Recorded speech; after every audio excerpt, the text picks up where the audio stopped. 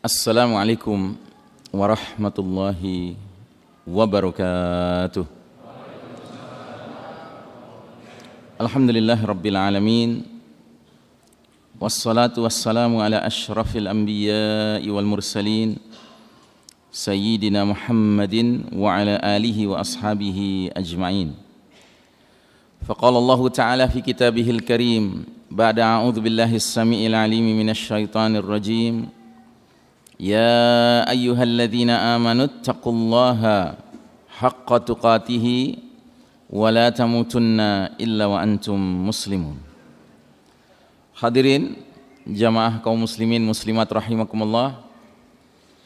Alhamdulillah, malam hari ini kita bersyukur nikmat yang sangat istimewa, yaitu nikmat iman dan Islam, masih Allah curahkan kepada kita bersama, sehingga hidup kita menjadi lurus, menjadi terang, menjadi benar, menjadi selamat di dunia dan di akhirat. Dan kita bersyukur juga nikmat sehat walafiat masih Allah curahkan kepada kita, sehingga berbagai urusan dan kewajiban dapat kita tunaikan. Mudah-mudahan segenap kegiatan kita, baik amal saleh maupun amal ibadah, senantiasa diterima Allah Subhanahu wa Ta'ala. Salawat salam sejahtera setinggi-tingginya apresiasi dan penghargaan kita doakan kepada Allah, semoga terlimpah kepada manusia pilihan, Imamul Muttaqin, pemimpin orang-orang bertakwa, sekaligus qaidil mujahidin, panglima para mujahid yang sejati, Nabiullah Muhammad sallallahu alaihi wasallam, keluarganya, sahabatnya dan para pengikutnya yang setia hingga akhir zaman, dan semoga kita termasuk umatnya yang dirahmati Allah Ta'ala, amin ya rabbal alamin. Kita berharap juga kepada Allah Ta'ala, semoga majelis ini menjadi majelis ilmu yang diberkahi Allah Ta'ala. Para malaikat turut hadir mendoakan ampunan Allah untuk kita yang menuntut ilmu semata-mata mengejar ridhonya. Dan semoga ilmu yang kita terima memang ilmu yang bermanfaat dunia dan di akhirat. Malam hari ini, seperti yang sudah diumumkan oleh Syekhuna Abdurrahman Baraja hafizahullah, kita akan mengangkat salah satu tema mengenai kajian akhir zaman, ya. Dan tema ini berkenaan dengan zuhur Al-Mahdi, hadirnya Al-Mahdi, ya. Sebuah tema yang sangat penting dan sudah sepantasnya setiap orang yang mengaku beriman merindukan Al-Mahdi, karena Al-Mahdi ini bukan nama seseorang, tetapi Al-Mahdi ini julukan, gelar. Artinya seorang laki-laki yang mendapat petunjuk dari Allah, dan seorang laki-laki yang ditunjuk oleh Allah. Ditunjuk untuk apa?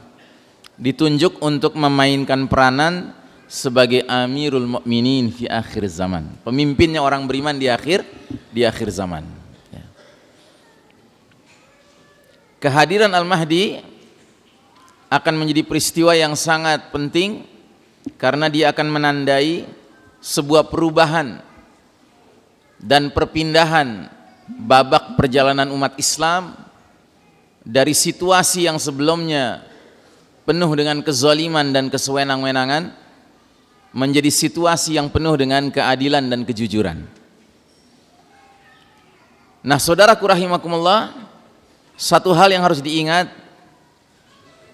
tidak dibenarkan karena Al-Mahdi belum datang, lalu kemudian kita dengan alasan menanti kehadiran Al-Mahdi, lalu kita tidak berbuat kebaikan. Kita kemudian menunggu secara pasif dan bahkan tidak melakukan peningkatan keilmuan, peningkatan amal. Ini adalah satu pandangan yang keliru. Kehadiran Al-Mahdi adalah kehadiran yang jadwalnya Allah yang Maha Tahu.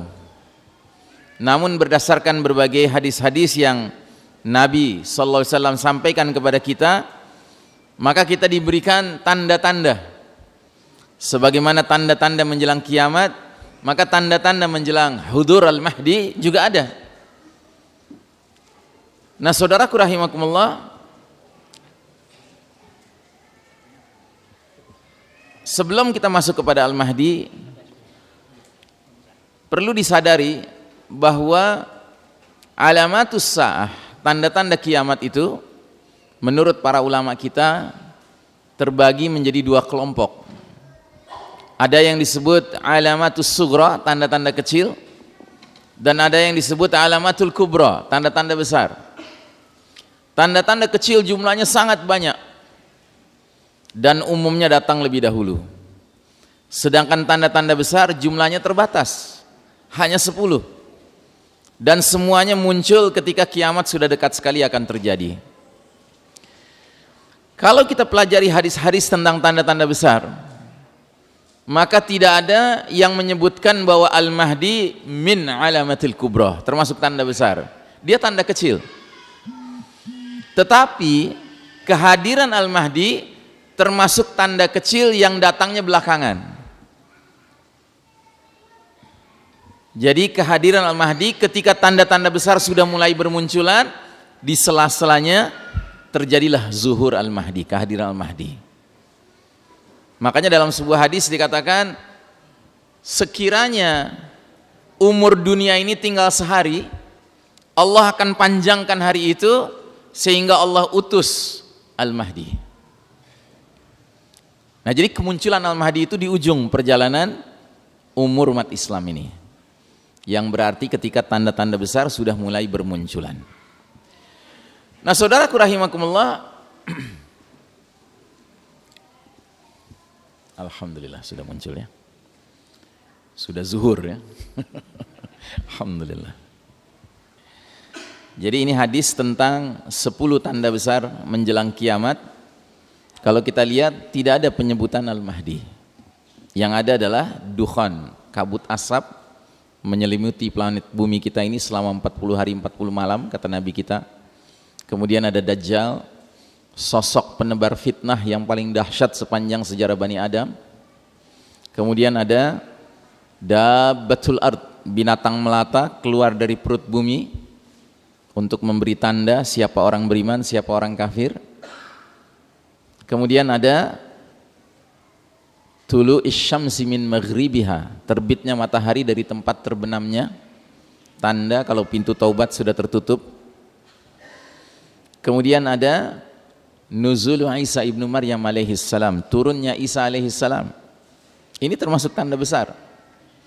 Dan tanda besar ini kalau kita sudah mengerti ilmunya, dapat kita jadikan sarana berdakwah kepada orang Nasrani. Karena orang Nasrani juga meyakini di akhir zaman akan turun dari langit sosok yang mereka sebut Yesus Kristus ya. Kita nyebutnya Isa al-Masih ibnu Maryam alaihissalam. Mereka menyebutnya Yesus Kristus. Dan kita nanti akan menyaksikan turunnya Isa alaihissalam, ternyata tidak mencari gereja. Dia masuk ke masjid. Dia sholat subuh berjamaah dengan kaum muslimin, yang pada saat itu imam sholatnya adalah Al-Mahdi. Masya Allah ya. Dan Isa alaihissalam nanti akan mengajak semua orang kafir termasuk ahli kitab Yahudi Nasrani memeluk agama Nabi akhir zaman, agama Islam ini. Bahkan dalam hadis sahih dikatakan Isa alaihissalam kalau sudah turun nanti dari langit, dia hanya menawarkan 2 pilihan kepada orang kafir dan ahli kitab. Pilihan pertama, aslim taslam, masuk Islamlah engkau, niscaya engkau akan selamat dunia dan akhirat. Kalau enggak mau, diapakan sama Isa alaihissalam?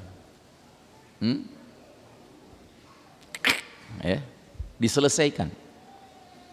Loh, kok ngeri gitu Ustaz? Bukankah Isa alaihissalam itu digambarkan sosoknya santun? Iya memang. Cuman masalahnya adalah bukan masalah kesantunan di sini. Masalahnya turunnya Isa alaihissalam termasuk tanda kalau dunia sudah memasuki injury time. Dunia sudah mau berakhir, waktu sudah tinggal sedikit. Adalah keterlaluan kalau orang kafir, Yahudi Nasrani masih tetap ngeyel ketika Isa alaihissalam sudah turun. Karenanya cuma dikasih 2 pilihan, atau masuk Islam atau mati. Dan akan ada nanti orang-orang kafir, Yahudi Nasrani yang masuk Islam tidak mau, tapi mati lebih gak mau lagi. Akhirnya apa? Masuk Islam dengan terpaksa. Sampai kapan? Sampai Isa alaihissalam wafat, mereka murtad lagi. Dan ketika sedang seru-serunya murtad, tiba-tiba matahari terbit dari barat. Mereka ingin ngucapin 2 kalimat syahadat lagi, kata orang Padang, talambe, too late, tidak diterima, pintu tobat sudah ditutup ya. Walaupun ada juga yang awal mulanya masuk Islam terpaksa, tetapi lama kelamaan benar-benar beriman ya. Beruntunglah dia. Nah, kemudian ada Ya'juj wa Ma'juj, 2 umat yang dikurung di balik radem, sumbatan atau dinding yang dibuat oleh Zulkarnain ribuan tahun yang lalu. Dinding itu runtuh, kemudian mereka keluar dalam jumlah yang fantastis. Melakukan apa? Melakukan fasad, kerusakan di muka bumi ini. Kemudian nomor 7, 8, 9, ada 3 thalathata khusufin, 3 pembenaman bumi. 1 di timur, 1 di barat, 1 di Jazirah Arab. Dan yang ke-10, api keluar dari Yaman menggiring manusia ke tempat mereka berkumpul untuk mengalami dahsyatnya peristiwa kiamat ya. Ada disebut Al-Mahdi dari 10 tanda itu ada? Tidak ada ya. Tidak ada penyebutan Al-Mahdi. Karenanya Al-Mahdi bukan tanda besar, dia tanda kecil. Namun kemunculannya, kehadirannya ketika tanda-tanda besar sudah mulai bermunculan. Nah, saudaraku rahimakumullah, para ulama mempunyai perbedaan pendapat mengenai kronologi, mengenai urutan 10 tanda besar ini. Jadi mereka mengatakan bahwa hadis-hadis tentang 10 tanda besar yang diuraikan Nabi SAW tidak otomatis menyebutkan urutannya, sehingga terjadi perbedaan pendapat di kalangan ulama mengenai urutannya. Yang mereka sepakati hanya satu, bahwa tanda nomor 10 dalam hadis ini, api keluar dari Yaman menggiring manusia ke tempat berkumpul untuk mengalami dahsyatnya kiamat, adalah tanda besar yang paling akhir. Itu disepakati. Tetapi nomor 1 sampai 9 mana urutannya, itu ada perbedaan pendapat ya. Dan saya termasuk mengacu kepada urutan yang diijtihadkan oleh seorang penulis kitab yang bernama Dr. Muhammad Ahmad Al-Mubayyad. Beliau mengarang kitab yang judulnya panjang dalam bahasa Arabnya, judulnya Al-Mawsu'atu fil Fitani wal Malahim wa Ashratus Sa'ah, yang kalau diterjemahkan lengkapnya ensiklopedi fitnah-fitnah ya, peperangan-peperangan dan tanda-tanda akhir zaman. Namun oleh sebuah penerbit di Jawa Tengah diterbitkan dengan judul yang gampang diingat, Ensiklopedi Akhir Zaman ya. Saya sangat menganjurkan Bapak dan Ibu membaca buku ini, karena buku ini menurut hemat saya adalah buku yang membicarakan ilmu akhir zaman yang paling komprehensif dan paling up to date, paling cocok dengan situasi dunia kita sekarang. Kenapa? Karena orang alim yang menulis kitab ini masih hidup bersama kita. Dan yang menariknya, penulis kitab ini asalnya dari Gaza, dari Palestina, yang berarti tetangga terdekatnya siapa? Al-Yahud ya. Dan Al-Yahud itu musuh utama kita, nomor wahid ya kan? Allah Ta'ala berfirman dalam surat Al-Ma'idah 82, la tajidanna asyaddan nasi adawatan lilladzina amanu al-yahuda walladzina asyraku. Sungguh engkau Muhammad akan mendapati kaum yang paling dahsyat permusuhannya kepada orang-orang beriman adalah kaum Yahudi dan orang-orang musyrik. Jadi kalau kita membaca kitab beliau ini, tidak saja terjadi transfer of knowledge, transfer pengetahuan ke kepala kita, tetapi juga terjadi transfer of ruhul jihad ke dada kita, transfer spirit berjihad di dada kita. Maka menarik sekali buku ini. Nah, dalam buku ini Syekh Mubayyad berijtihad. Kronologi 10 tanda besar itu seperti ini. Ini kronologinya. Jadi justru yang paling awal adalah peristiwa dahsyat yang disebut dengan ad-dukhan. Ad-dukhan itu apa? Kabut asap. Yang dalam hadis diterangkan oleh Nabi, kabut ini akan menyelimuti seluruh wilayah timur, seluruh wilayah barat. Kalau dalam bahasa Al-Qur'annya, yaghshannas, menutupi semua manusia. Jadi dunia itu gelap gulita 40 hari 40 malam karena tebalnya kabut asap menyelimuti planet kita ini. Dan kalau dalam surat Ad-Dukhan, Allah mengisyaratkan bahwa kabut asap ini datangnya dari mana? Sebab datangnya dari langit. Fartaqib yauma ta'tis sama'u bidukhanin mubin. Tunggulah hari ketika langit mendatangkan kabut yang nyata ya. Kira-kira apa yang datang dari langit yang menyebabkan kabut ini? Di ayat 10-nya, di ayat 16-nya surat Ad-Dukhan, Allah mengisyaratkan, yauma nabtishul batsyatal kubra inna muntaqimun. Pada hari ketika kami menghantam mereka dengan hantaman yang keras, batsyatal kubra, sesungguhnya kami adalah pemberi balasan. Jadi dukhon ini disebabkan sesuatu yang datang dari langit dan dia berupa hantaman yang keras, ya. Sehingga Syekh Mubayyad mengkaitkannya dengan surat At-Tur ayat 44, di mana Allah Ta'ala berfirman, wa iyarau kisfam minas sama'i saqitan yaqulu sahabum markum. Ketika mereka menyaksikan bongkahan-bongkahan batu berjatuhan dari langit, mereka akan berkata, itu adalah awan yang bertindih-tindih. Jadi bahasa Al-Qurannya, bongkahan batu berjatuhan dari langit. Bahasa hadisnya, bintang berekor jatuh di bulan Ramadan. Sedangkan bahasa modernnya apa, Pak? Meteor, ya, meteor. Jadi dukhon ini disebabkan oleh meteor besar menabrak planet bumi, tapi karena planet bumi diciptakan oleh Allah ada perisainya, ada tamengnya yang disebut lapisan atmosfer, maka meteor yang besar itu pecah, ya. Cuman pecahannya tetap lolos, menabrak daratan dan ada yang menabrak lautan.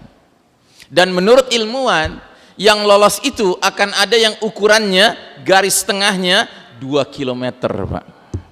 Bayangkan batu ukuran garis tengah 2 km, ya, kira-kira berapa kalinya lapangan bola itu 2 km? Kalau satu lapangan bola kan 100 meter ya kalau saya tidak salah, ya. Berarti 2 km tuh 20 kali lapangan bola, Pak. Batu bergerak dengan kecepatan puluhan ribu kilometer per jam menabrak daratan. Nah, tabrakan dengan daratan itulah yang menimbulkan ad-dukhan, kabut asap. Kayak bom nuklir meledak, Pak. Cuman bom nuklirnya jumlahnya sangat banyak, sehingga ledakannya yang berbentuk cendawan itu, asap cendawan itu terus meluas sampai menyelimuti seluruh wilayah timur dan barat, kata Nabi. 40 hari 40 malam kita akan hidup dalam kegelapan. Nah, yang mengerikan, Allah Ta'ala di ayat ke-11-nya mengatakan, yaghshannas, kabut ini menyelimuti seluruh manusia. Hadza adzabun alim, ini adalah azab yang pedih. Aisyah, hah? Sudah 7:11 kan?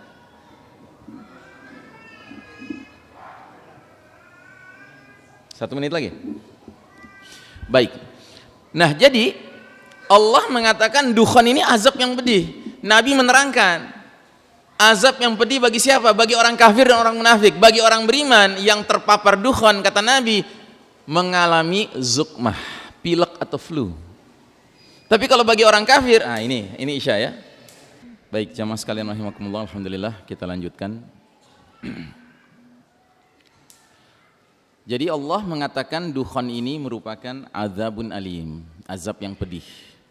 Dalam hadis Nabi mengatakan, bagi orang beriman yang terpapar kabut asap dukhon ini, mereka mengalami zukmah, pilek atau flu.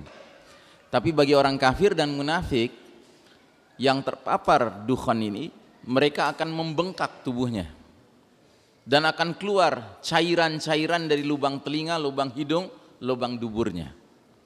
Bahkan Ibnu Umar, putranya Umar bin Khattab radhiyallahu anhuma, mengatakan, ketika kabut asap ini masuk ke telinga orang-orang kafir dan munafik, mereka akan merasakan kepala mereka seperti kepala hewan yang terpanggang, ya. Jadi mereka mengalami azab.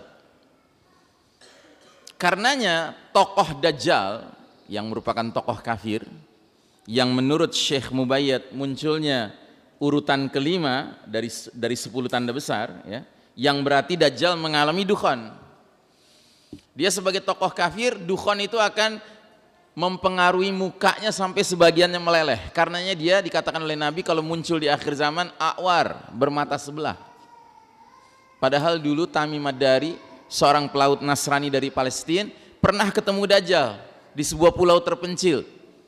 Laporannya kepada Nabi ketika dia menceritakan tentang Dajjal yang dia saksikan, a'zamu insanin ra'ainahu, kami melihat manusia terbesar yang pernah kami lihat, badannya kuat ya, tapi terikat di dua tempat, di tangannya dan di kakinya. Enggak ada laporan, matanya cacat sebelah, enggak ada. Karena belum mengalami duhan. Nah, jadi saudaraku rahimakumullah, pertanyaan besarnya adalah kenapa Syekh Mubayyad dalam kitab Ensiklopedia Akhir Zaman berijtihad bahwa dari 10 tanda besar yang paling awal itu azab. Kenapa? Karena perjalanan umat manusia pada saat duhan ini terjadi sedang mencapai titik kesombongan, kemungkaran, kezaliman, kemaksiatan, kekufuran, kemunafikan, kesyirikan yang dahsyat. Dan itu kapan? Ya sekarang. Sekarang inilah. Apakah kita tidak melihat di sekeliling kita betapa banyaknya manusia yang begitu sombongnya sampai berani menghina agama Allah, menghina Nabi Allah, menghina kitabullah, bahkan menghina Allah. Ada Twitter seorang perempuan, entah dia muslim atau bukan, mudah-mudahan bukan muslim, dia sampai mengatakan kalau Allah bisa turun dari langit akan kuajarkan bagaimana caranya memperbaiki kitabnya. Nauzubillah min dzalik. Ini ucapan mengundang azab Allah. Nah, jadi saudaraku rahimakumullah, ini ijtihad dari Syekh Mubayyad ya. Bisa jadi benar, bisa jadi salah. Tetapi saya memandang tampaknya ini cocok ini dengan realitanya. Nah, jadi hantaman keras berupa meteor atau pecahan meteor yang menghantam daratan itulah yang menimbulkan duhan. Sementara yang jatuhnya di samudra, pecahan meteor itu menimbulkan apa? Tsunami ya. Tapi tsunaminya bukan tsunami yang kelasnya dinding airnya 5 meter, 10 meter, 15 meter, 30 meter, tidak, ratusan meter. Menurut ilmuwan, kalau memang ada bongkahan meteor jatuh ke Samudra Pasifik misalnya, maka dinding air tsunaminya itu akan mencapai 235 meter, Pak. Dia bergerak ke kanan, bergerak ke kiri. Dia akan menghantam wilayah barat, Amerika Utara, Amerika Selatan, dan wilayah timur, Asia bagian timur. Sehingga wilayah itulah yang dikhawatirkan mengalami pembenaman bumi di timur dan pembenaman bumi di barat. Ya. Mari kita lihat gambarannya. Ya. Jadi, kalau dia jatuhnya di tengah-tengah Samudra Pasifik, maka bergeraklah mega tsunami itu, tsunami yang dahsyat itu ke kanan menghantam daratan sebelah barat, Amerika Utara, Amerika Selatan. Yang bergerak ke kiri dia menghantam wilayah Asia Timur. Sehingga tanpa bermaksud memastikan, kita khawatir tanda besar pembenaman bumi di timur dan di barat itu akan menenggelamkan wilayah seluas ini. Di sebelah timur wilayah ini terbenam. Di sebelah barat wilayah ini terbenam. Ya. Saya tekankan ya, tanpa bermaksud memastikan. Ini dugaan, ya kan? Cuman dugaan ini beralasan. Alasannya adalah hadisnya mengatakan pembenaman itu di timur dan di barat. Ini wilayah timur, ini wilayah barat, ya kan? Gitu. Terus yang kedua, kita tidak temukan hadis-hadis mengenai perang-perang di akhir zaman menyebutkan keterlibatan negara-negara ini, nggak ada disebutkan. Nggak ada perang akhir zaman menyebut negara Cina terlibat di dalamnya, nggak ada. Negara Jepang nggak ada disebut, Amerika nggak ada disebut. Ya, mana lagi? Ya. Makin ke selatan ini kan Vietnam, Kamboja, Malaysia, Australia, Selandia Baru, termasuk negeri ini nih. Negeri apa ini? Hah? Ya. Nggak ada disebut terlibat dalam perang-perang di akhir zaman. Ya Ustadz, tentu aja nggak disebut. Mana ada di zaman Nabi Amerika, mana ada di zaman Nabi istilah negara Jepang gitu. Nanti dulu. Ada hadis mengatakan, Nabi bersabda, kelak nanti kalau perang antara kaum muslimin dengan Yahudi, maka kaum muslimin akan berada di sebelah timur Nahrul Urdun, sungai Jordan. Dan Yahudi akan berada di sebelah barat dari Nahrul Urdun, sungai Jordan. Anda tahu, waktu Nabi menyampaikan hadis ini, para sahabat heran, apa itu Urdun, apa itu Jordan, nggak ngerti mereka, karena zaman itu belum ada Jordan, Pak. Kita sekarang ngerti. Artinya apa? Nabi itu jangan ditanya, dia tahu tidak tahu tentang Amerika, ya jelas tahu kalau dikasih tahu sama Allah. Tapi dengan tidak adanya hadis itu, kita perlu menduga kuat, jangan-jangan Amerika pada masa itu sudah nggak ada. Karena apa? Terbenam. Dan tentu pengertian terbenam bukan seluruhnya, daratan tingginya, puncak-puncak gunungnya mungkin masih tersisa. Ya. Termasuk wilayah Indonesia yang kita cintai karena Allah ini. Maka kalau ada di antara Anda yang berpikir, wah kalau gitu kita harus siap-siap. Bukan, kita harus siap-siap mengantisipasi pembenaman ini dengan cara kita bangun kampung akhir zaman di puncak-puncak gunung. Misalnya kita ke Merapi gitu ya, silakan. Karena ada hadisnya juga, Nabi bilang, kalau kalian sudah hidup di era fitnah, bawalah hewan kambing kalian, domba kalian ke puncak-puncak gunung, ya kan?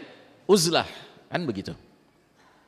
Nah cuma harus diingat, kalaupun kita selamat setelah kita bikin kampung akhir zaman di puncak Gunung Merapi misalnya, nantinya kita nggak tinggal lagi di puncak Gunung Merapi, kita tinggal di Pulau Merapi, Pak. Kenapa? Karena sekeliling kita air, ya toh? Itu. Nah terus yang kedua apa yang terjadi?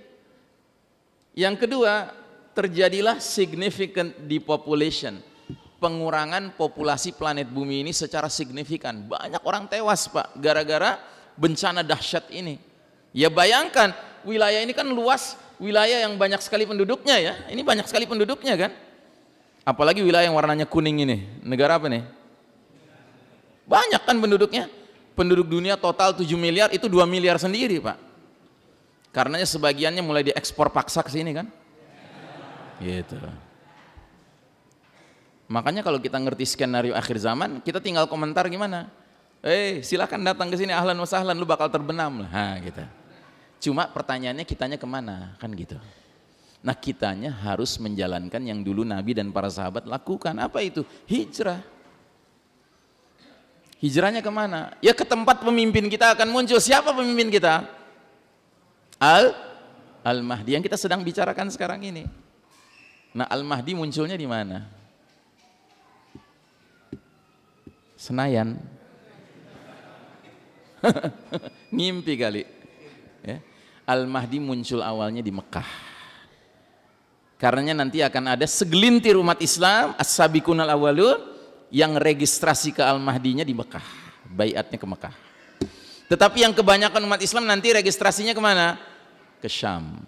Karena Al-Mahdi setelah dari Mekah bertolak kemana? Ke Syam, mendirikan khilafah ala minhajin nubuwah.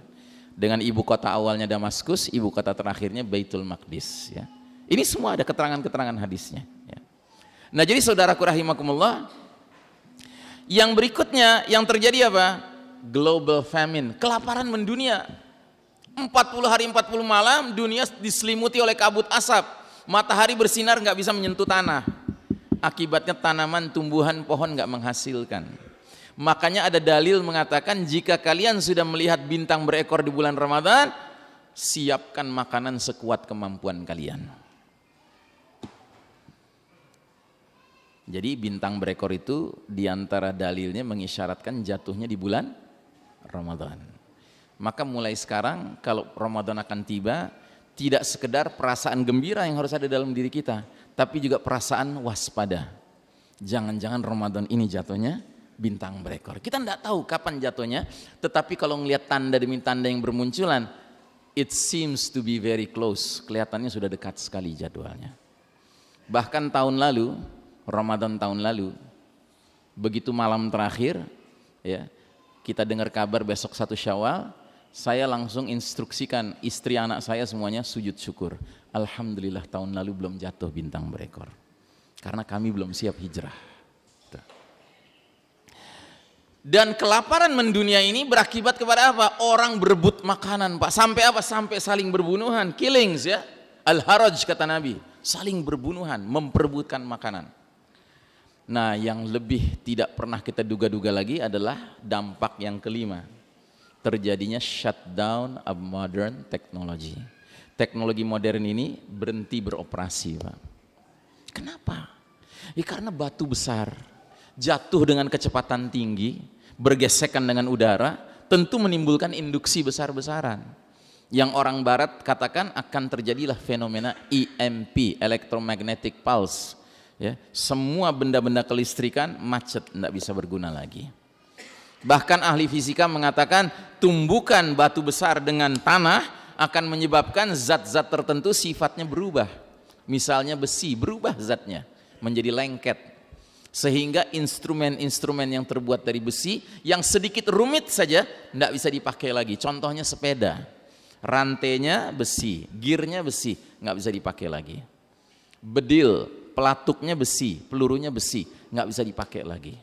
Dan ini yang dikatakan Nabi sampai 3 kalimat diulang-ulang dalam hadis riwayat Muslim, hadisnya sahih. Nabi bersabda, wa'udtum min haitsu bada'tum wa'udtum min haitsu bada'tum wa'udtum min haitsu bada'tum. Kalian akan kembali kepada kondisi seperti sedia kala. Kalian akan kembali kepada kondisi seperti sedia kala. Kalian akan kembali kepada kondisi seperti sedia kala. Sewaktu Nabi dahulu menyampaikan kepada para sahabat nggak ngerti. Kenapa nggak paham para sahabat? Karena para sahabat nggak pernah mengalami menggunakan komputer, ya, HP, listrik, AC, ya, mobil, motor, pesawat udara, nggak ada. Tapi setelah hadis ini sampai ke zaman kita pakai akal kita merenungkan apa ya maknanya ini. Oh, ini rupanya isyarat akan terjadinya kemacetan operasional teknologi canggih. Nah, yang lebih menarik lagi, Syekh Mubayyad dalam kitab Ensiklopedia Akhir Zaman mengatakan, jika peristiwa ini terjadi Pak, ini bukan keburukan bagi umat Islam, malah ini keberkahan bagi umat Islam. Kenapa? Karena begitu shutdown modern teknologi terjadi, dia terjadi di seluruh dunia Pak. Akibatnya umat Islam bisa istirahat dari perlombaan mengejar ketertinggalan barat kafir di bidang teknologi. Sebuah perlombaan yang pada hakikatnya nggak akan pernah kita menangkan Pak. Kenapa? Karena barat kafir curang. Mereka nggak rela kita menang. Jangankan menang Pak, setara saja sama mereka nggak boleh kita Pak. Buktinya apa? Kalau putra-putra muslimah berangkat ke Eropa, ke Amerika belajar, ke kampus-kampus mereka, kalau dia brilian nggak diizinkan pulang Pak. Kalau perlu dikasih warga negara sana, ya kan? Disedot otaknya supaya nggak bermanfaat bagi negeri kaum muslimin. Ya, mereka nggak ridho Pak kaum muslimin ini maju di bidang teknologi canggih. Kalau ada negeri muslim punya gagasan bikin pembangkit tenaga listrik nuklir, apa ya dipermudah? Dipersulit Pak. Padahal nggak bermaksud bikin senjata nuklir, cuman pembangkit tenaga listrik nuklir. Jadi dengan kata lain, kata Syekh Mubayyad, kalau ini sudah terjadi, kita dengan barat kafir menjadi setara lagi Pak. Kita mulai dari 00 lagi, kayak ngisi bensin ya. Petugas bensinnya pasti bilang kan 00 ya Pak, gitu ya. Dan kalau situasi itu sudah datang Pak, barulah kaedah semboyannya orang Betawi boleh kita pakai Pak. Lo jual, gue beli, gue borong. Itu. Baru di situ kita bisa pakai. Dengan syarat kita sudah latihan, sudah persiapan. Persiapannya apa? Sederhana. Hadis Nabi sudah kita dengar dari dulu, didiklah anak kalian memanah, berkuda dan berenang. Ya. Dan kita menafsirkan hadis ini harus apa adanya. Jangan sok modern menafsirkannya. Ustadz itu bukan benar-benar memanah, Ustadz belajar nembak. Gitu. Padahal nanti nggak bisa pakai bedil Pak. Padahal nggak ada hadisnya yang menyebutkan nanti Al-Mahdi perangnya pakai AK-47, pakai M16, nggak ada cerita itu. Ya kan, kembali kita menggunakan tombak, pedang, panah. Ustadz itu bukan benar-benar berkuda maksudnya Ustadz.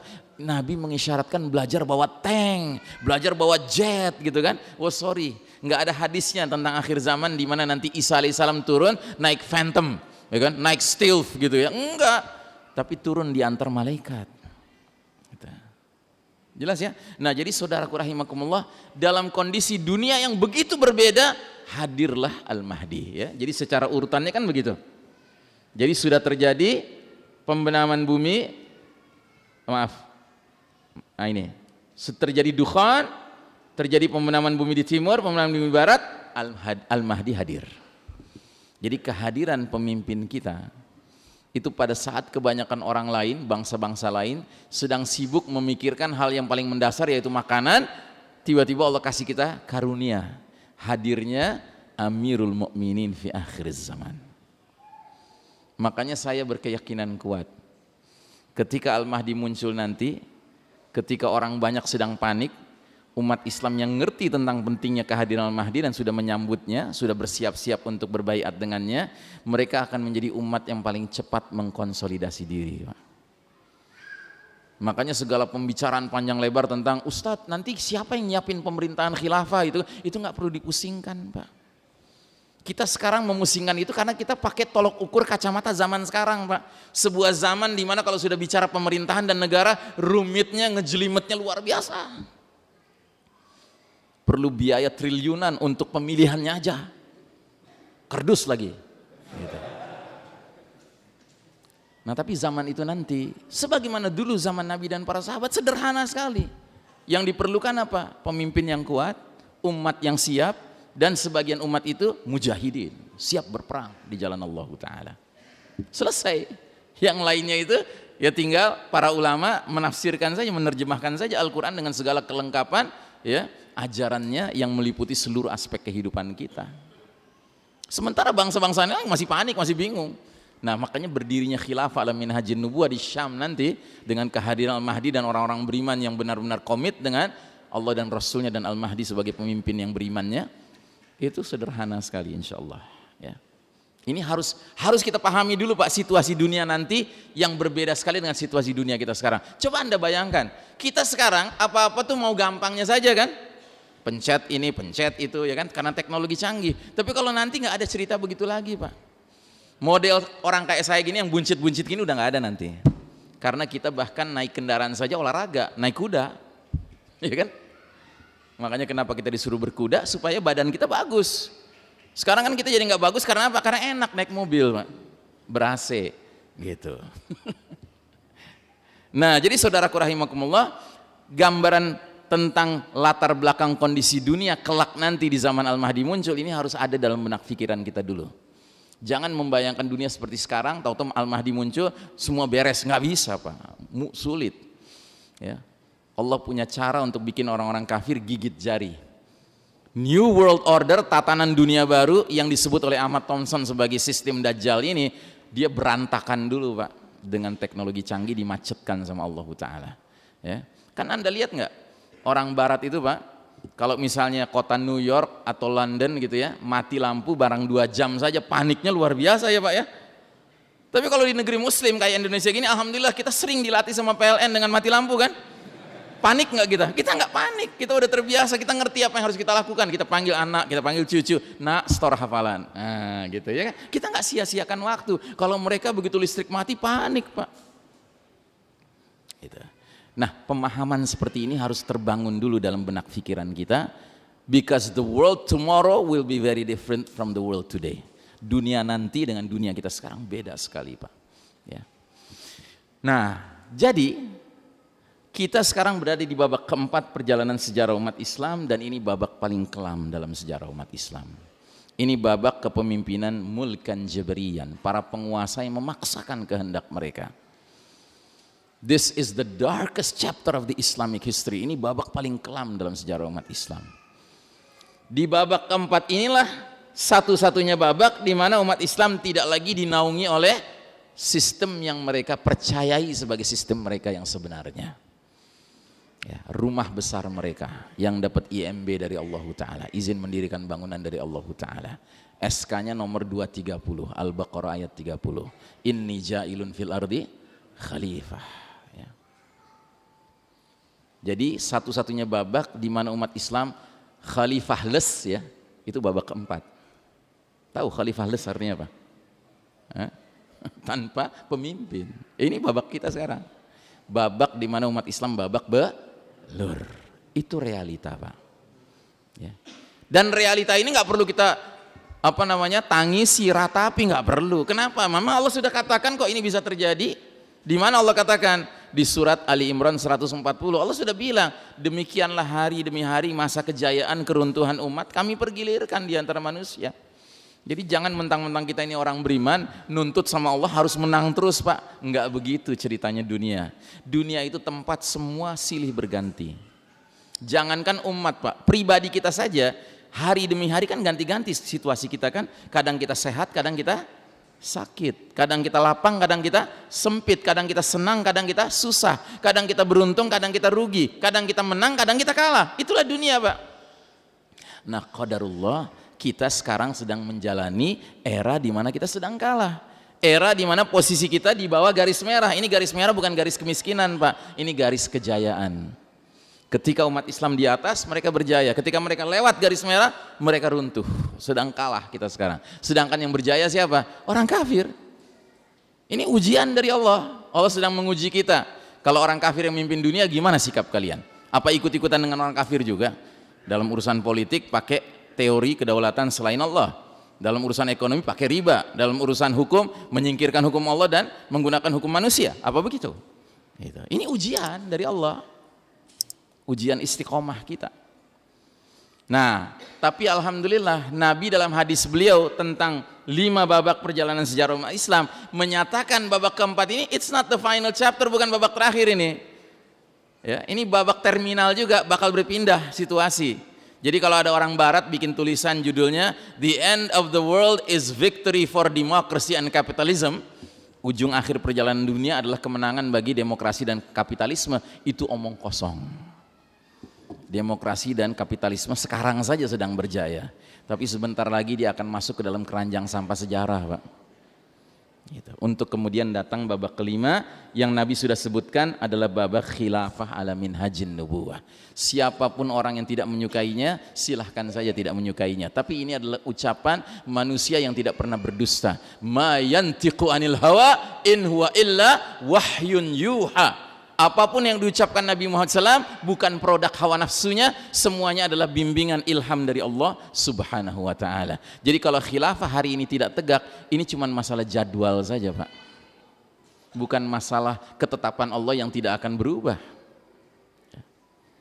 Nah, terus yang paling penting, kita yang sadar akan hadis ini tidak boleh memiliki mentalitas ingin menjemput babak kelima, namun dengan mentalitas seperti orang jalan-jalan santai di taman bunga sambil nyanyi-nyanyi main gitar. Mustahil kita bisa menjemput babak kelima dengan mentalitas seperti itu. Kalaupun akhirnya kita masuk babak kelima dengan mentalitas seperti itu, nanti di babak kelimanya kita salah registrasi. Bukan registrasinya ke Mahdi, malah registrasinya ke Dajjal. Na'udzubillahi min dzalik. Perpindahan kita dari babak yang penuh kezaliman saat ini menuju babak penuh keadilan kelak nanti, mau tidak mau harus mengerahkan energi keringat, air mata dan apa? Keringat, air mata dan darah, ya. Orang barat menyebutnya blood, sweat and tears, ya. Keringat, air mata dan darah. Wah, Ustadz kok ngeri gitu sih Ustadz ngomongannya? Loh, bukan soal ngeri, soalnya dulu Nabi dan para sahabat kan begitu menegakkan agama Allah. Atas dasar apa kita boleh meminta pengecualian dari Allah? Ya Allah, aku ingin menegakkan agama Allah dengan cara yang lebih gampang daripada keringat, air mata dan darah harus tertumpah. Misalnya dengan cara apa? Dengan cara main-main sekali 5 tahun, ngabisin duit triliunan, ya kan, pakai kerdus lagi. Terus kita sangka bisa menegakkan agama Allah dengan cara begitu. Ya, nggak ada contohnya. Jadi saudaraku rahimakumullah, pemahaman kita tentang kemunculan Al-Mahdi ini harus diiringi dengan pemahaman bahwa sambil Al-Mahdi muncul sebagai kabar gembira, akan ada situasi huru hara akhir zaman yang mau tidak mau harus kita hadapi. Dan itu selalu menjadi sifat dasar ajaran Islam, perpaduan antara basyira wa nadhira, kabar gembira dan peringatan, selalu begitu. Makanya hadis Nabi tentang Al-Mahdi ini, ya, ada yang sangat terkenal, bunyinya begini: ubasyirukum bil mahdi yub'atsu ala ummati yub'atsu fi ummati ala ikhtilafin minan nasi wa zalazil yamla'ul arda qistan wa adlan kama muliat jawran wa zulman. Ku kabarkan berita gembira dengan diutusnya Al-Mahdi ke tengah umat ini saat terjadinya perselisihan antar manusia dan gempa-gempa, dan Al-Mahdi akan memenuhi bumi dengan keadilan secara merata sebagaimana tadinya bumi dipenuhi secara merata dengan kezaliman. Jadi dalam satu hadis ini ada kabar gembira. Apa itu? Pemimpin kita bakal datang, Al-Mahdi. Tapi bersamaan dengan kabar gembira itu ada peringatan bahwa kemunculan Al-Mahdi berbanding lurus dengan perselisihan antar manusia semakin menjadi-jadi. Hari ini perselisihan antar manusia rame tidak, Pak? Atau manusia di mana-mana akur gitu, baik satu sama lain, nggak berantem antar kelompok pengajian, ya kan, antar masjid, ya kan, antar organisasi massa gitu kan. Oh, dahsyat hari ini. Hari ini perselisihan bukan antara muslim sama kafir saja ya, sesama muslim juga berselisih hari ini. Antar pengajian muslim berselisih hari ini. Bahkan antar faksi-faksi mujahidin di medan perang hari ini berselisih, Pak. Jadi dari sudut pandang peringatan yang pertama hari ini sudah hadir dia. Peringatan apa? Perselisihan antar manusia. Gempa. Hari ini gempa makin sering tidak, Pak? Makin sering. Saya sangat menganjurkan Bapak dan Ibu yang punya smartphone, punya HP, tolong pasang aplikasi untuk memantau gempa, Pak. Supaya Anda makin hari makin sadar, ternyata gempa makin hari makin sering, Pak. Ya. Makin sering gempa sekarang. Kemudian yang ketiga, kata Nabi, Al-Mahdi itu muncul saat kezoliman merata di muka bumi. Kira-kira hari ini kezoliman sudah merata nggak di muka bumi? Luar biasa, Pak. Kezoliman hari ini luar biasa. Baik kezoliman yang sifatnya fisik maupun kezoliman yang sifatnya khusus bahasa Al-Quran. Anda tahu dalam bahasa Al-Quran kezoliman terbesar itu namanya apa? Syirik, ya kan? Luqman menyampaikan nasihat kepada putranya, ya bunayya la tusyrik billah inna syirka la zulmun azim. Hai anakku, putraku, jangan engkau mempersekutukan Allah, sesungguhnya syirik itu adalah kezaliman yang besar. Dan hari ini syirik luar biasa, Pak. Bukan hanya syirik yang tradisional ya, di bidang khurafat, di bidang takhayul, di bidang begitu-begituan, tidak, tapi syirik modern juga. Apa itu syirik modern? Syirik ketaatan, syirik hukum, syirik konstitusi. Ya. Kita rela untuk tunduk pada hukum selain hukum Allah. Ini tidak boleh, Pak. Dalam Islam itu kita wajib hanya tunduk pada hukum Allah, karena ayatnya berbunyi demikian. Inil hukmu illa lillah. Hak menetapkan hukum hanya milik Allah.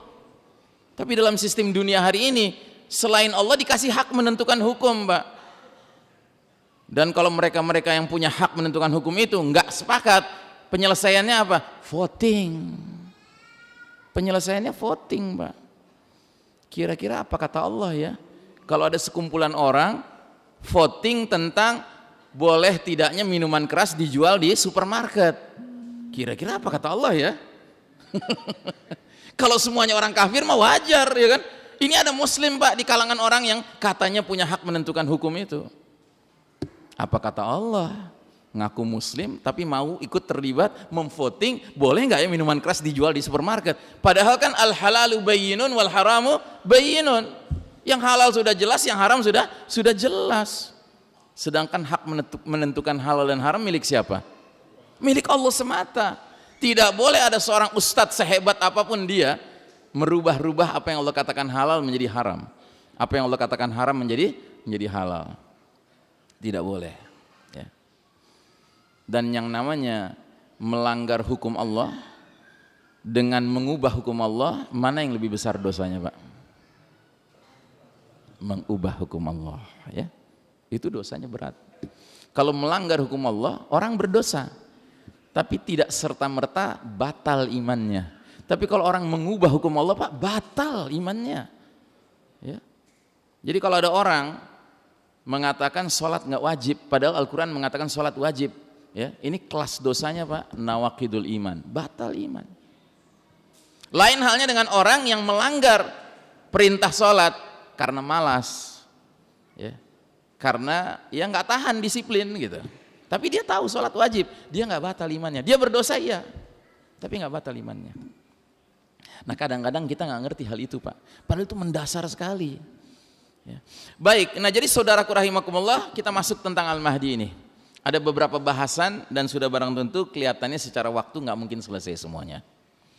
Bagian pertama bahasan kita tentang Al-Mahdi adalah tentang identitas umumnya, tentang namanya, asal usul keturunannya, saat kehadirannya, dan ciri-ciri fisiknya. Namanya disebutkan dalam hadis berikut ini, seandainya usia dunia ini tidak tersisa kecuali tinggal sehari, Allah akan panjangkan hari itu sehingga Allah mengutus seorang laki-laki dariku atau dari ahli baitku, keturunanku, namanya mirip namaku, nama ayahnya mirip nama ayahku. Makanya para ulama mengatakan Al-Mahdi itu namanya kurang lebih Muhammad bin Abdullah atau Ahmad bin Abdullah. Begitu. Yang kedua, asal usul keturunannya apa? Disebutkan dalam hadis berikut ini. Al-Mahdiyu min itrati min waladi Fatimah. Al-Mahdi itu dari keturunanku dari jalur Fatimah. Fatimah itu dinikahi oleh sahabat namanya Ali bin Abi Thalib. Dari Ali dan Fatimah Nabi dapat 2 cucu laki-laki namanya Hasan dan Husain. Kita Ahlus Sunnah wal Jamaah punya keyakinan kuat Al-Mahdi itu dari keturunan Hasan. Beda dengan kaum Syiah, mereka meyakini dari keturunan Husain. Kenapa? Karena Syiah itu agama yang mirip kayak agama Yahudi. Dia agama ras, Pak. Orang nggak bisa jadi Yahudi kecuali berdarah Bani Israel. Kalau nggak berdarah Bani Israel, paling jauh jadi Yahudi KW. Gitu. Yahudi yang tidak ori, ya. Yahudi KW. Ada nggak di Indonesia Yahudi KW? Nggak usah ditunjuk hidung ya. Kasihan. Mudah-mudahan dia bertaubat sebelum kematian dia. Syiah juga begitu. Syiah itu kenapa lebih mengagungkan Husain daripada Hasan? Jarang kan kita dengar orang Syiah kalau ritual-ritualnya panggil-panggil ya Hasan, jarang kan? Yang dipanggil ya Husain, ya Husain. Kenapa? Karena Husain pernah menikahi seorang putri Persia. Dan Syiah ini pada dasarnya agamanya Persia, Pak. Jadi kalau orang tidak berdarah Persia, Pak, dia itu kalaupun jadi Syiah KW, enggak ori. Makanya kalau Anda punya teman-teman yang ikut Syiah di sini, tanggal 10 Muharram ikut-ikut ritual bikin darah-darah di sana sini, akan melukai dirinya, ajak bertaubat. Sambil bilang gini, udah deh saudaraku, taubat deh tinggalkan Syiah. Ente udah capek-capek berdarah-darah gitu, di mata mereka ente Syiah KW. Gitu. Mendingan taubat aja. Ente kan nggak punya darah Persia kan? Nah gituin, ya kan? Ente kan hidungnya pesek, Melayu, gitu. Nah baik, itu bukan tema sentral gitu, itu nyenggol aja gitu, ya kan? Biar kita ingat garis yang lurus yang mana, gitu. Nah jadi saudaraku rahimakumullah, yang berikutnya hadirnya kapan Al-Mahdi itu? Al-Mahdi itu hadir di penghujung perjalanan dunia ini. Sebagaimana tadi hadisnya mengatakan, seandainya dunia tinggal sehari, Allah panjangkan hari itu demi menghadirkan Al-Mahdi. Dan juga hadis tentang 5 babak perjalanan sejarah umat Islam, munculnya Al-Mahdi itu ketika kita berpindah dari babak keempat ke babak kelima. Ya. Kira-kira kalau kita nonton film jumlah babaknya 5, masuk babak kelima itu awal, tengah, menjelang akhir film, Pak. Ya akhir film lah babak kelima itu. Ya. Nah jadi Al-Mahdi juga munculnya di ujung perjalanan dunia ini. Terus yang keempat, ciri-ciri fisik Al-Mahdi, kita nggak punya banyak dalil tentang itu. Dalil salah satunya yang kita ketahui adalah Al-Mahdi minni ajlal jabhati aqnal anfi.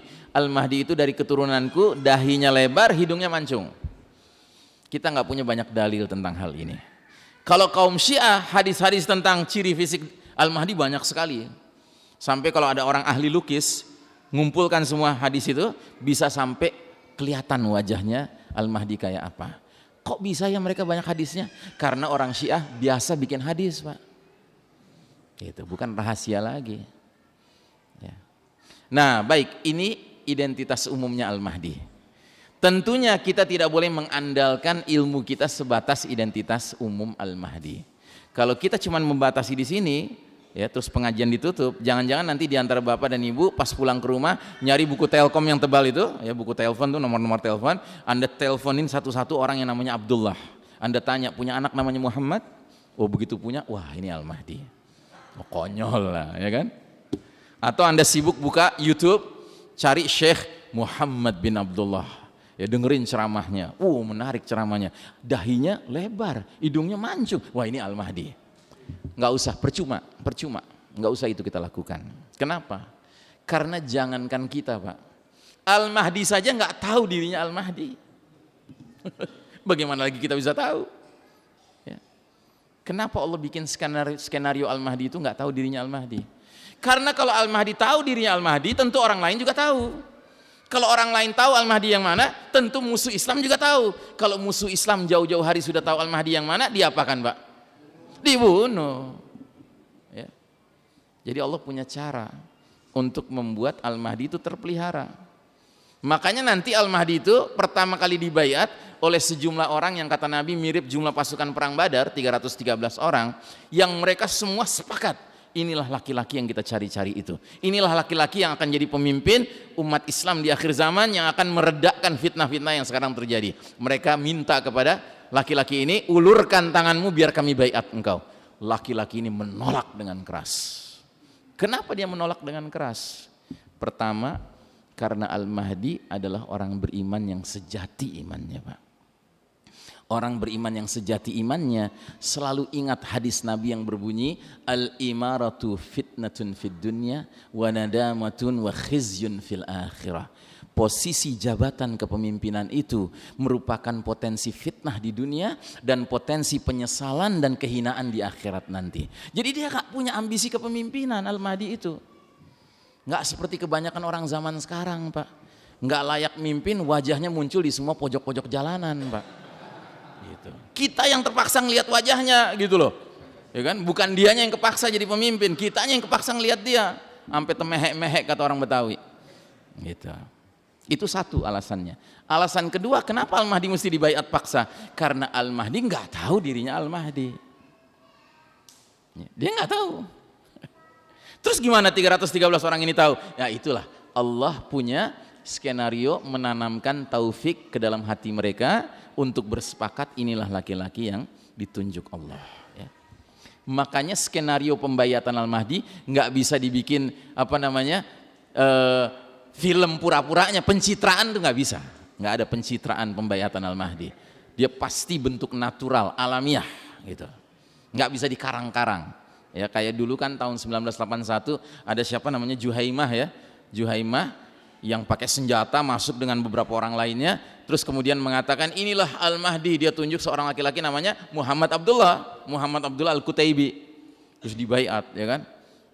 Nah ternyata setelah pembaiatan itu nggak ada pasukan yang ngejar-ngejar dari arah Syam, padahal kan begitu riwayatnya mengatakan setelah Al-Mahdi dibaiat ada pasukan dari Syam mengejar-ngejar, tiba-tiba antara Mekah dan Madinah pasukan ini dibenamkan Allah ke dalam bumi. Nggak ada itu, makanya akhirnya tentara-tentara dan polisi Saudi masuk ke dalam ngerangsek. Tadinya mereka khawatir juga, jangan-jangan ini benar-benar Al-Mahdi. Tapi karena nggak ada setelah itu berita pasukan tenggelam, ya kan, maka akhirnya diringkus mereka. Gitu. Jadi ini nggak bisa dibikin skenarionya, Pak. Nggak bisa. Ini sepenuhnya skenario Allah Subhanahu Wa Taala. Baik. Bagian pertama sudah selesai, sekarang bagian kedua. Apa peristiwa-peristiwa yang mendahului hadirnya Al-Mahdi? Yang kalau kita sudah lihat peristiwa-peristiwa ini, oh berarti kemunculan Al-Mahdi tampaknya sudah nggak lama lagi. Yang pertama, merajalelanya kezoliman di seluruh dunia, ya. Dan ini sudah kita bicarakan barusan, ya. Hadisnya, aku kabarkan berita gembira mengenai Al-Mahdi yang diutus ke tengah umatku ketika banyak terjadi perselisihan antar manusia, banyak gempa-gempa. Al-Mahdi akan penuhi bumi secara merata dengan keadilan dan kejujuran, sebagaimana bumi sebelumnya dipenuhi secara merata dengan kesewenang-wenangan dan kezaliman, ya. Hari ini kezaliman sudah merata di muka bumi. Kemudian yang kedua, ciri sebelum Al-Mahdi hadir adalah merebaknya fitnah Duhaima. Duhaima itu artinya gelap pekat, ya. Keterangan hadisnya sebagai berikut. Kemudian datanglah fitnah Duhaima, fitnah gelap dan pekat, yang cirinya satu, tidak meninggalkan seorang pun dari umat ini kecuali akan menamparnya. Jadi fitnah Duhaima ini skalanya skala mendunia, Pak. Bukan terjadi di negeri tertentu, tidak, di seluruh dunia. Sehingga semua muslim akan kena efeknya, tamparannya. Bahasa hadisnya itu latmah, ya, tamparan. Yang kedua cirinya, kalau ada berita yang mengatakan fitnah itu sudah berakhir, justru kenyataannya fitnah itu semakin meluas, semakin melebar. Sehingga kata Syekh Mubayyad dalam kitabnya, fitnah Duhaima itu kayak gelombang, kadang meninggi, kadang dia menurun. Kalau dia sedang meninggi, orang merasakan, wah fitnah ini masih merebak. Tapi begitu dia menurun, orang sampai mengatakan, udah nggak diomongin lagi itu loh fitnah itu, karena dianggap sudah berlalu. Maka Syekh Mubayyad menduga kuat, jangan-jangan fitnah Duhaima ini adalah proyek yang disebut dengan Global War on Terror, perang global terhadap teror, yang hakikatnya Global War on Muslims. Kenapa? Karena hari ini tindakan terorisme kalau dikerjakan oleh orang yang memang muslim, pasti media massa mengatakan itu terorisme. Tapi kalau yang mengerjakannya bukan muslim, nggak disebut terorisme, ya. Dan memang sifat dari kegiatan terorisme ini kan kadang-kadang muncul, kadang-kadang tenggelam gitu kan. Ya, munculnya kapan? Kalau lagi ada duitnya. Gitu. Tenggelamnya kapan? Ketika dananya lagi habis. Gitu. Bukti nyatanya apa? Kejadian tahun 2017 bulan Oktober di sebuah kota bernama Las Vegas, ya, di Amerika. Ada kejadian apa di bulan Oktober tahun 2017? Ada kejadian seorang menyewa kamar hotel yang menghadap ke lapangan terbuka, ya. Yang lapangan terbuka itu malam hari itu mengadakan konser musik. Ribuan penonton. Nah, orang ini nyewa sengaja ruangan hotel, kamar hotel yang jendelanya menghadap lapangan itu. Untuk apa? Untuk menjalankan tindakan terorisme. Dia sudah kumpulkan 19 bedil, Pak, senapan, yang semuanya sudah dimodifikasi jadi machine gun, jadi senapan mesin, Pak. Yang bunyi tembakannya bukan dor, tidak, tapi tat, kan begitu. Kalau senapan mesin kan. Jadi orang ini niat benar. Dia mau melakukan apa? Pembantaian orang-orang yang lagi nonton konser musik itu.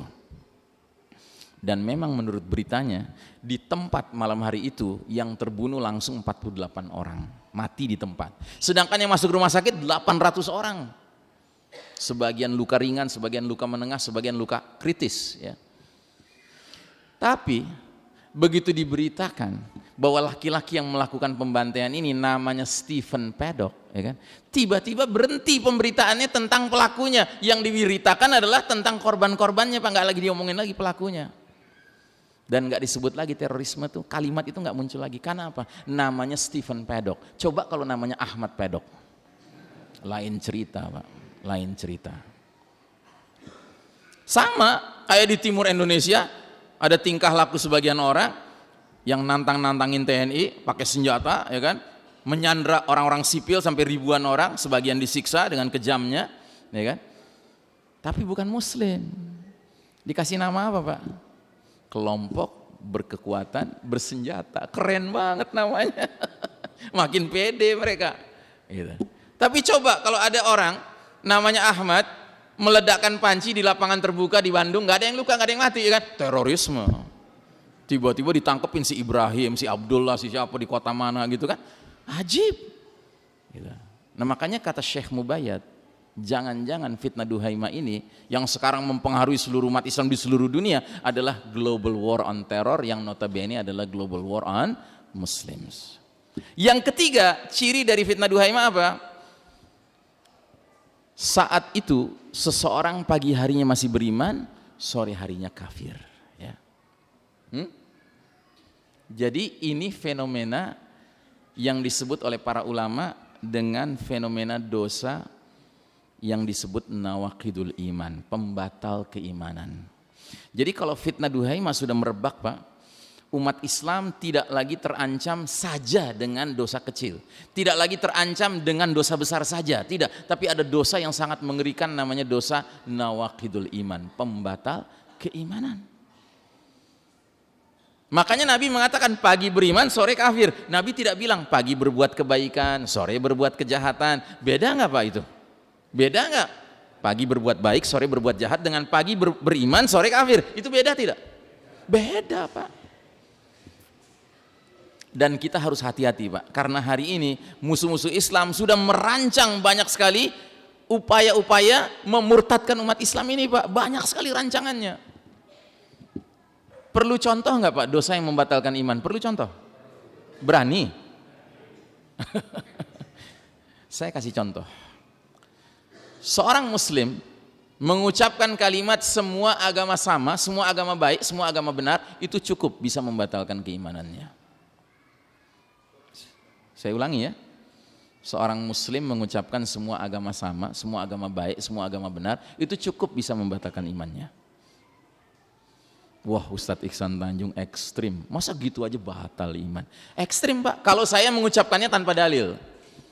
Saya nggak berani bilang begitu kalau nggak ada dalilnya. Dalilnya apa? Catat. 1. Ali Imran 19.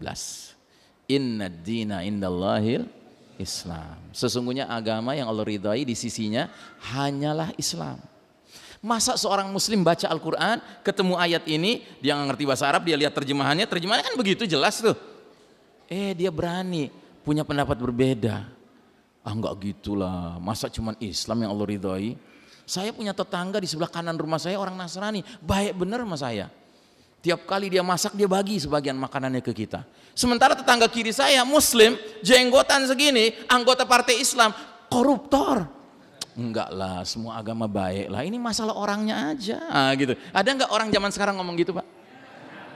Jangan bilang banyak, Pak, bilang ada aja. Bilang banyak makin seru, Pak, makin panik kita.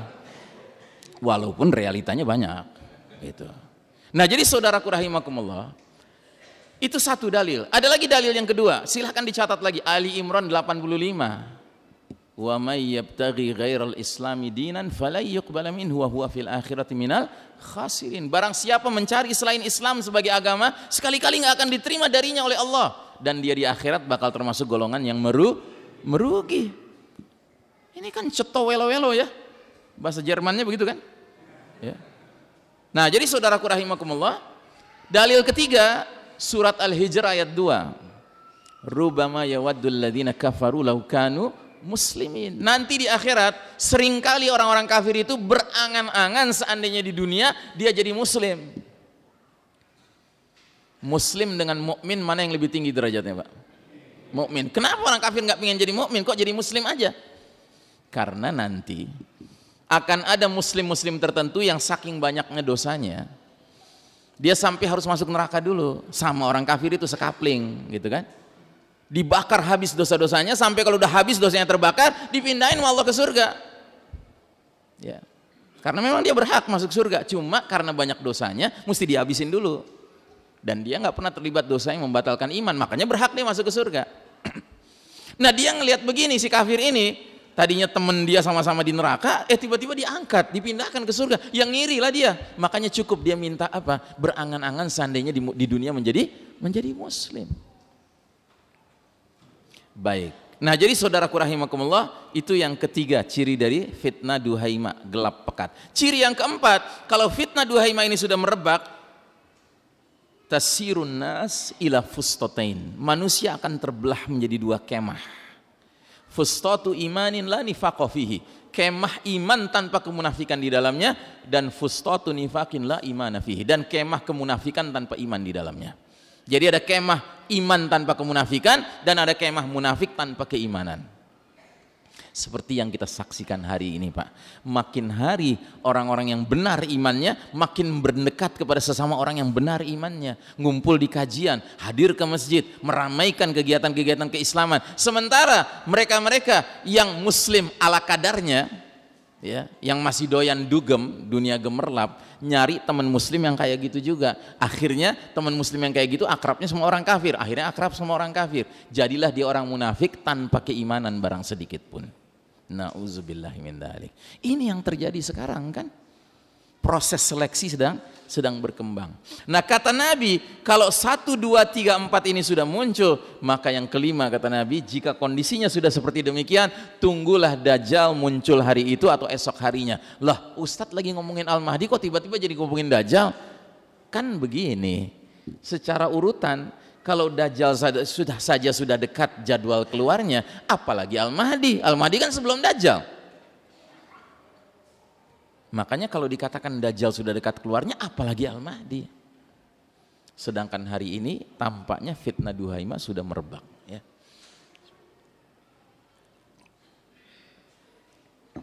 Yang berikutnya, tanda menjelang Al-Mahdi muncul, terbunuhnya nafsun zakiyah, terbunuhnya jiwa yang suci.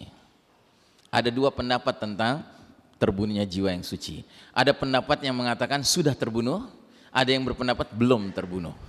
Kita lihat hadisnya. Bahwasanya Al-Mahdi tidak akan muncul sampai dibunuhnya nafsun zakiyah, jiwa yang suci. Ketika jiwa yang suci itu terbunuh, maka murkalah kepada para pembunuh itu siapa saja yang ada di langit dan siapa saja yang ada di bumi. Nah, mereka yang mengatakan sudah terbunuh menyebutkan beberapa kandidat. Kandidat pertama, sosok terbunuhnya Abdullah Azzam. Pernah dengar nama itu, Pak? Abdullah Azzam itu orang Palestina, Pak. Jauh-jauh dari Palestina, dia pergi ke Afghanistan karena mendengar negeri Afghanistan yang terbelakang peradabannya itu diserbu sama tentara-tentara beruang merah Soviet yang merupakan salah satu negara adikuasa. Maka dia terus dengar rakyat Afghanistan yang walaupun terbelakang itu langsung ngangkat senjata dengan segala keterbatasan persenjataannya ngelawan tentara-tentara Soviet itu. Maka sebagai saudara muslim dia terpanggil, dia ingin ngecek ini jihadnya syar'i enggak. Berangkatlah dia ke Afghanistan bersama-sama bahu-membahu dengan mujahidin Afghanistan, dia perang lawan komunis Soviet dan dia temukan ini jihadnya syar'i. Setelah itu apa yang dia kerjakan? Dia keliling satu negeri Arab ke negeri Arab lainnya, ceramah, ngajak pemuda-pemuda berangkat ikut berjihad ke Afghanistan. Dan ternyata hasil ajakannya Pak menyebabkan pemuda-pemuda dari aneka bangsa berdatangan ke Afghanistan Pak. Dan kita tahu jalan ceritanya, ujung akhirnya mujahidin berhasil memenangkan pertarungan kan melawan Soviet itu. Terusirlah komunis dari Afghanistan. Masya Allah. Kira-kira perbuatan Abdullah Azzam ada yang benci nggak? Banyak. Makanya pada suatu hari Jumat pagi hari, habis membaca surat Al-Kahfi bersama dua anaknya Muhammad dan Ibrahim bin Abdullah bin Azzam, berangkat ke masjid mau khutbah Jumat. Ternyata mobil yang mereka kendarai di bawahnya sudah ditempel bom yang dinyalakannya secara jarak jauh pakai remote control. Maka terbunuhlah Abdullah Azzam, jiwa yang suci ini Pak. Ya kan? Karena dari Abdullah Azzam inilah berkibarnya jihad fisik pertama kali di era modern yang melibatkan kaum muslimin dari banyak sekali negara, bukan hanya Afghanistan, dari Arab juga banyak Arab Pak, yang Saudinya, yang Kuwaitnya, yang Mesirnya, termasuk orang-orang dari Filipina, dari Indonesia, dari Malaysia berdatangan Pak. Subhanallah ya. Itu pendapat yang mengatakan sudah terbunuh kandidat nomor 1. Ada kandidat nomor 2, ada yang bilang oh bukan Abdullah Azzam tapi Ahmad Yasin. Pernah dengar nama itu? Ya, pejuang dari Palestina juga, seorang laki-laki yang sudah berumur yang nggak bisa berbuat apa-apa karena dia harus naik kursi roda, bahkan dia ngedorong sendiri rodanya nggak bisa karena tangannya lumpuh semuanya, cuma mukanya saja yang bisa bergerak, kepalanya. Dan kalau sudah ceramah Pak, wow, pemuda-pemuda Palestina itu kebakar ruhul jihadnya. Makanya dia keluar masuk penjara Zionis Israel itu sudah berkali-kali, udah langganan gitu. Nah Zionis itu menyangka kalau dia sudah di penjara nanti keluar dia berhenti nggak ngomong lagi. Oh ngomong lagi Pak, terus saja gitu ya. Dia sudah mentalak 3 dunia dari hatinya gitu. Nah akhirnya karena Israel nggak tahan dengan kelakuannya, maka pada suatu pagi habis sholat subuh keluar dari masjid dirudal Pak. Orang yang lumpuh total dirudal Pak. Makanya orang mengatakan jangan-jangan Ahmad Yasin inilah nafsun zakiyah itu. Ada lagi yang berpendapat lain lagi, oh bukan Abdullah Azzam, bukan Ahmad Yasin, tapi Usama bin Laden. Gitu. Dan Anda dengar nggak berita terbaru sekarang? Amerika minta maaf. Ternyata bukan Usama bin Laden otak dari penyerangan WTC. Astagfirullahaladzim. Ya kan orang udah mati baru minta maaf. Gitu. Nah jadi saudaraku rahimakumullah, tentunya pendukung Usama bin Laden yakin Usama bin Laden inilah ya nafsun zakiyah itu, jiwa yang suci itu. Nah sementara pendapat yang kedua mengatakan belum terbunuh, bukan Abdullah Azzam, bukan Ahmad Yasin, bukan Usama bin Laden, tapi ada yang menduga kalau Zakir Naik terbunuh. Nah itu nafsun zakiyah ya. Kenapa Zakir Naik? Karena Zakir Naik itu dahsyat Pak dakwahnya. Dia kalau sekali ceramah yang hadir tuh puluhan ribu bahkan ratusan ribu orang Pak. Dan biasanya di ujung dakwahnya dia selalu ngasih kesempatan tanya jawab, dan selalu dia dahulukan orang non muslim bertanya jawab dengan dia. Dan selalu saja ada orang non muslim yang di saat acara dia mengucapkan 2 kalimat syahadat. Kira-kira perbuatan dia ada yang membenci nggak? Banyak ya. Yang paling pertama membenci siapa? Negara asal dia. Anda tahu nggak bahwa dia WNI Pak, warga negara India gitu. Ya dia orang India Pak, kan singkatannya sama kan, WNI kan. Nah dia sekarang nggak bisa pulang ke India karena apa? Dicekal. Jadi pemerintah India yang Hindu itu ekstrim itu nggak suka dengan apa namanya pemandangan acara-acara Zakir Naik. Ada aja orang Hindu yang masuk Islam akhirnya. Sekarang dia tinggalnya di Malaysia. Wallahu alam. Ada yang berpendapat ini barangkali nafsun zakiyah dan dia belum terbunuh. Ya. Jadi tolong dipantau baik-baik. Ya. Yang berikutnya, terjadinya kejadian-kejadian alam yang besar mendahului munculnya Al-Mahdi. Dan tadi sudah kita bahas, kejadian alam itu apa? Dukhan, Kejadian alam itu apa? Khasaf, pembenaman di timur, pembenaman di barat, ya kan? Mendahului sebelum Al-Mahdi muncul. Makanya dalil-dalil tentang hal ini perlu kita dengar juga. Dalam sebuah hadis, bukan hadis ya, ini athar dari Ali bin Abdullah bin Abbas, anaknya Ibnu Abbas, namanya Ali. Dia mengatakan Al-Mahdi tidak akan keluar sampai muncul satu tanda bersama matahari, maksudnya tanda dari langit, ya. Dalam dalil yang lain lagi dari seorang tabi'in, beliau mengatakan tanda bencana di bulan Ramadan adalah tanda di langit. Sesudahnya adalah perselisihan di antara manusia. Jika kamu mendapati tanda itu, perbanyaklah persediaan makanan sekuat kemampuan kalian. Ya. Dalam dalil yang lain lagi, ya, ini juga dari athar sahabat ini, Ka'ab radhiyallahu anhu, dia mengatakan bintang yang dilemparkan seperti anak panah menyerbu dari langit diiringi suara yang keras hingga jatuh di wilayah timur, dan malapetaka dahsyat menimpa manusia akibat terpaan bintang itu, ya. Jadi jatuhnya di wilayah timur, Pak. Sedangkan negeri kita di mana? Di timur pula, ya. Sempurnalah keharusan berhijrah, gitu. Yang berikutnya ada lagi dalil mengatakan akan muncul bintang dari arah timur sebelum keluarnya Al-Mahdi. Bintang itu memiliki ekor yang bersinar. Dalil yang lain lagi mengatakan apabila kalian melihat api dari arah timur selama 3 atau 7 hari, maka jatuhkanlah diri kalian kepada kelapangan keluarga Muhammad sallallahu alaihi wasallam. Maksudnya jatuhkanlah diri kalian kepada kelapangan keluarga Nabi Muhammad sallallahu, itu maksudnya kehadiran Al-Mahdi, ya. Bahkan dalam yang lain lagi, riwayat lain lagi dikatakan apabila kalian melihat tanda di langit api besar dari timur muncul selama beberapa malam, saat itu orang-orang menjadi lapang karena itu adalah tanda kedatangan Al-Mahdi, ya. Jadi kalau sampai Allah izinkan di suatu Ramadan tertentu kita melihat bintang berekor, dan itu dalam riwayat yang lain, ini saya nggak sebut di sini, riwayat itu mengatakan bintang berekor ini garisnya nggak lurus, Pak, tapi dia muter-muter dulu kayak membentuk semacam gerakan ular gitu, antara 3 sampai 7 hari. Itu adalah tanda paling akhir. Kalau kita menyaksikan itu, Pak, kita harus segera evakuasi. Itu tanda paling akhir, kita harus siap-siap hijrah meninggalkan negeri ini kalau seandainya kita ingin bergabung dengan Al-Mahdi. Sebab kalau kita tetap di sini, kita pergi ke gunung, bikin kampung akhir zaman, ya tadi saya katakan, ujung-ujungnya kita tinggal di Pulau Merapi, bukan di Gunung Merapi lagi. Sementara teknologi canggih udah nggak ada, naik pesawat nggak bisa gabung ke Arab nantinya. Naik kapal sekelas Kerinci yang pakai mesin udah nggak ada. Naik getek ngeri, ya, ombaknya tinggi. Berarti apa yang kita kerjakan? Ya sudah, saling menguatkan di kampung akhir zaman sesama orang beriman dan menanti-nanti kedatangan Dajjal. Jadi yang nggak gabung sama Al-Mahdi harus menghadapi fitnah Dajjal. Nggak apa-apa sih kalau kita tetap istiqomah. Karena kata Nabi, orang-orang yang menghadapi fitnah Dajjal, Dajjal datang ngaku-ngaku dia Tuhan, mereka menjawab, Rabbuna Allah, Rabb kami Allah, anta al-masihud Dajjal, kamu ini pendusta Dajjal. Maka Dajjal marah. Dajjal perintahkan, hai langit jangan turunkan hujan. Nggak turun-turun hujan di negeri orang-orang beriman itu.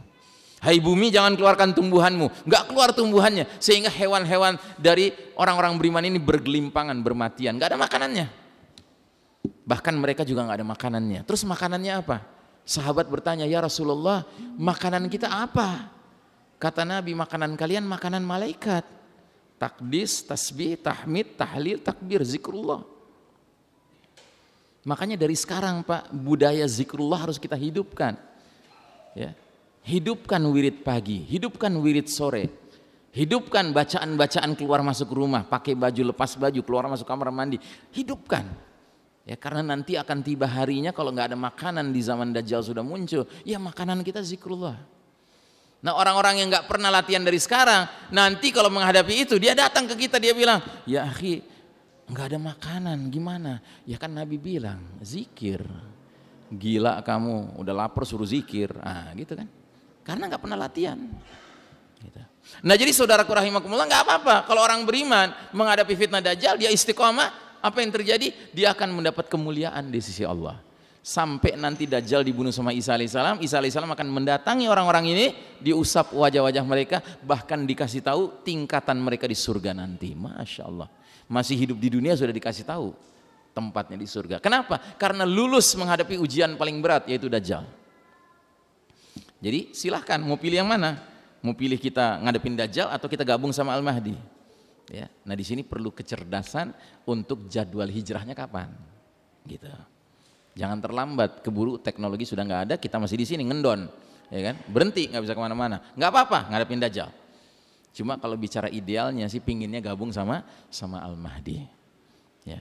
Ikut piknik sama Al-Mahdi. Pikniknya orang beriman apa, Pak? Jihad fisabilillah kan? Ya. Baik. Nah, jadi saudaraku rahimakumullah, itu tanda sebelum Al-Mahdi, yaitu peristiwa-peristiwa alam yang dahsyat, ya. Ya. Kemudian ada lagi tanda lain, munculnya Taifah Mansurah, ya. Kelompok-kelompok perlawanan Islam kepada kelompok yang zalim, dan kelompok-kelompok ini meraih kemenangan, pertolongan dari Allah Ta'ala. Sejak kapan Taifah Mansurah ini muncul? Sejak jihad di Afghanistan. Sejak jihad di Afghanistan, Pak, muncullah jihad di Bosnia, muncullah intifada di Palestina, muncullah jihad di Chechnya, muncullah jihad di Kashmir, muncullah jihad di Somalia, di Sudan, di Yaman. Masya Allah, Pak, sekarang ini sebenarnya Taifah Mansurah bermunculan di mana-mana. Sebagian ada yang meraih kemenangan, sebagian mengalami kekalahan, ya. Tetapi yang penting umat ini sudah mulai menunjukkan perlawanannya, sekalipun terbatas senjata mereka, ya. Nah, kita husnuzon kepada Allah Ta'ala bahwa kemunculan Al-Mahdi akan merajut semua taifah-taifah itu di bawah kepemimpinan Amirul Mukminin fi akhir zaman. Ya, hadisnya sebagai berikut: akan selalu ada segolongan dari umatku yang berdiri tegak di atas al-haq, kebenaran, tidak dapat memudaratkan mereka siapapun yang berusaha menyelisihi mereka hingga datangnya perkara Allah. Datangnya perkara Allah ada dua makna. Kemungkinan pertama maknanya hingga datangnya Al-Mahdi atau hingga turunnya Isa alaihissalam. Terus yang berikutnya apa?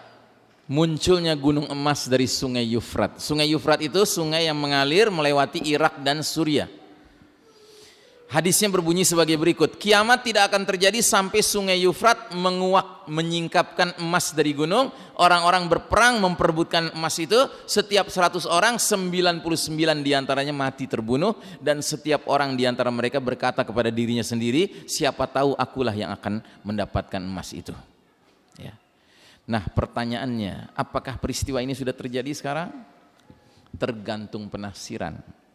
Kalau penafsiran emasnya itu emas sebenarnya, sekarang belum terjadi. Boleh jadi dia baru terjadi nanti kalau sudah ada hantaman keras dari langit, ya, sehingga permukaan bumi dan bawahnya itu bergeser. Tahu-tahu ada emas di balik sungai Yufrat. Tapi kalau penafsirannya emas ini adalah emas hitam, yang berarti apa? Minyak. Hari ini the best crude oil in the world is from Syria and Iraq. Ya, minyak terbaik hari ini datangnya dari Suriah dan Irak. Maka nggak heran kalau kekuatan-kekuatan besar dunia berdatangan ke sana sekarang, kan? Amerika, Rusia, Cina ada di sana semua.